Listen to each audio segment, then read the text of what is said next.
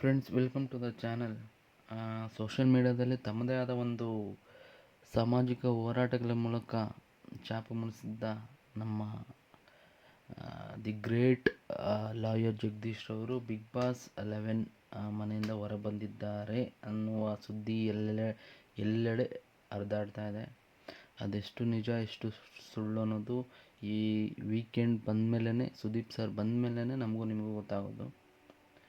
ಆದರೆ ಒಂದಂತೂ ನಿಜ, ಲಾಯರ್ ಜಗದೀಶ್ ಅವರು ಎಲ್ಲೋ ಒಂದು ಕಡೆ ತಮ್ಮ ಏಜ್ ಗ್ರೂಪ್ ಆದ ಕಂಟೆಸ್ಟೆಂಟ್ ಯಾರೂ ಇಲ್ಲದೆ ಇರೋದರಿಂದ ಅವ್ರಿಗೆ ಒಂದು ಫ್ರೆಂಡ್ಶಿಪ್ ಬಾಂಡ್ ಬೆಳೀತಿಲ್ಲ.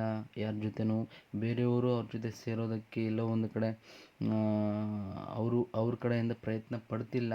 ಅದರಿಂದ ಲಾಯರ್ ಜಗದೀಶ್ ಅವರು ಒಂದು ವಿಚಲಿತ ಮನೋಭಾವದಲ್ಲಿ ಕಾಣಿಸ್ತಿದ್ದಾರೆ ಅಂತ ಕರ್ನಾಟಕ ಜನತೆಗೆ ಕಾಣುತ್ತಿದೆ.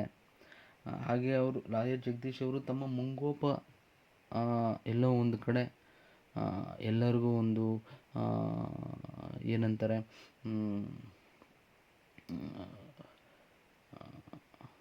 ಎಲ್ಲರಿಗೂ ಎಲ್ಲೋ ಒಂದು ಕಡೆ ನೋವುಂಟು ಮಾಡೋ ರೀತಿ ಮಾತಾಡ್ತಿದ್ದಾರೆ ತಮ್ಮ ಮುಂಗೋಪದಿಂದ ಅನಿಸ್ತಿದೆ ನನಗಂತೂ. ಅದು ಬಿಟ್ಟರೆ ಲಾಯರ್ ಜಗದೀಶ್ ಅವರು ಈ ಮುಂಗೋಪನ ಸ್ವಲ್ಪ, ಈ ಒಂದು ಬೆದರಿಕೆಗಳನ್ನ ಸ್ವಲ್ಪ ಕಡಿಮೆ ಮಾಡ್ಕೊಂಡ್ರೆ ಎಲ್ಲೋ ಒಂದು ಕಡೆ ಅಲ್ಲಿರೋ ಕಂಟೆಸ್ಟೆಂಟ್ಗಿಂತ ಒಂದೊಳ್ಳೆ ಸ್ಟ್ರಾಂಗ್ ಕಂಟೆಸ್ಟೆಂಟ್ ಅಂತ ನನಗಂತೂ ಅನ್ನಿಸ್ತಿದೆ. ಲಾಯರ್ ಜಗದೀಶ್ ಅವರು ಈ ಒಂದು ಬೆದರಿಕೆ ಇದನ್ನು ಸ್ವಲ್ಪ ಕಡಿಮೆ ಮಾಡಿ ಸ್ವಲ್ಪ ಆಟದ ಕಡೆ ಸ್ವಲ್ಪ ಗಮನ ಹರಿಸ್ಕೊಂಡು ಎಲ್ಲರ ಜೊತೆ ಹೊಂದಾಣಿಕೆಯಿಂದ ಸೇರಿಕೊಂಡು ಆಟ ಆಡಿದ್ರೆ ಖಂಡಿತವಾಗಿಯೂ ಅವರೊಬ್ಬ ಒಂದೊಳ್ಳೆ ಸ್ಟ್ರಾಂಗ್ ಕಂಟೆಸ್ಟೆಂಟ್ ಅಂತ ನನಗಂತೂ ಅನ್ನಿಸ್ತಿದೆ. ಆದರೆ ಎಲ್ಲೋ ಒಂದು ಕಡೆ ಲಾಯರ್ ಜಗದೀಶ್ ಅವರು ಮಿತಿಮೀರಿ ಬಿಗ್ ಬಾಸ್ಗೆ ಒಂದು ಚಾಲೆಂಜ್ ಮಾಡಿದ್ದು, ಅವ್ರನ್ನೇ ಮ್ಯಾನಿಪ್ಯುಲೇಟ್ ಮಾಡ್ತೀನಿ ಅಂದಿದ್ದು ಎಲ್ಲೋ ಒಂದು ಕಡೆ ಸರಿ ಅನ್ನಿಸ್ಲಿಲ್ಲ ನನಗೆ. ಬಟ್ ಅದು ಅವ್ರ ಗೇಮ್ ಸ್ಟ್ರಾಟಜಿ ಇರ್ಬೋದು, ಇಲ್ಲ ಬೇರೆಯವ್ರನ್ನ ಒಂದು ಬೈಯದ ಹತೋಟಿಯಲ್ಲಿ ಇಟ್ಕೊಳೋ ಒಂದು ಸ್ಟ್ರಾಟಜಿ ಇರ್ಬೋದು, ಅದು ಅವ್ರಿಗೆ ಬಿಟ್ಟಿದ್ದ ವಿಚಾರ.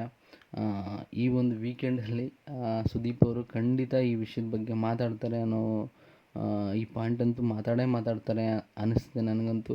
ಎಲ್ಲೋ ಒಂದು ಕಡೆ ಹುಚ್ಚ ವೆಂಕಟ್ ಅವ್ರನ್ನ ಎಲ್ಲೋ ಒಂದು ಕಡೆ ಒಂದು ಆ್ಯಂಗಲಲ್ಲಿ ನೋಡ್ದಂಗೆ ಆಗ್ತಿದೆ ನನಗಂತೂ. ಬಟ್ ಆದರೆ ಒಂದು ಒಳ್ಳೆ ಸ್ಟ್ರಾಂಗ್ ಕಂಟೆಸ್ಟೆಂಟು.